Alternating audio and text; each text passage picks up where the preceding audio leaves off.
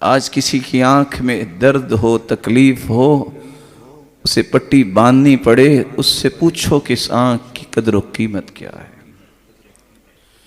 اللہ ذوالجلال فرماتے ہیں جو اس قرآن سے اعراض کرتا ہے دنیا میں اس کی آنکھیں جتنی بھی خوبصورت ہوں گی اس کو اندھا کر کے ہم اٹھائیں گے، اور وہ کہے گا یا رب،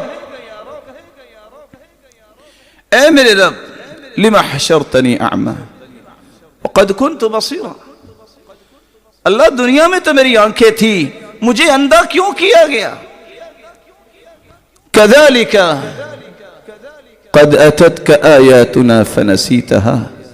اللہ فرمائیں گے تیرے پاس بھی تو ہماری نشانیاں آئیں، تم نے بھی تو اندھوں جیسا ہی اس کے ساتھ رویہ رکھا نا، پڑھا ہی نہیں تھا، دیکھا ہی نہیں تھا، مانا ہی نہیں تھا، آج اسی کے بدلہ تجھے دیا جا رہا ہے۔